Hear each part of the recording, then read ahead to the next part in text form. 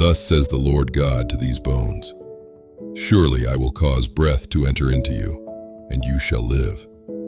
I will put sinews on you, and bring flesh upon you, cover you with skin, and put breath in you, and you shall live. Then you shall know that I am the Lord. So I prophesied as I was commanded, and as I prophesied, there was a noise, and suddenly a rattling, and the bones came together, bone to bone. Indeed, as I looked, the sinews and the flesh came upon them, and the skin covered them over, but there was no breath in them. Also he said to me, prophesy to the breath, prophesy, Son of man, and say to the breath, thus says the Lord God, come from the four winds, O breath, and breathe on these slain, that they may live.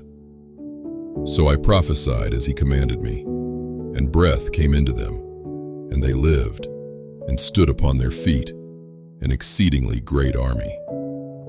Then he said to me, Son of man, these bones are the whole house of Israel.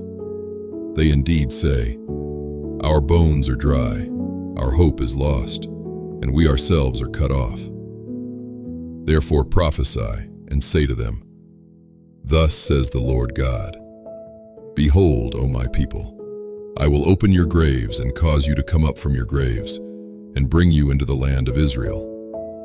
Then you shall know that I am the Lord, when I have opened your graves, O my people, and brought you up from your graves.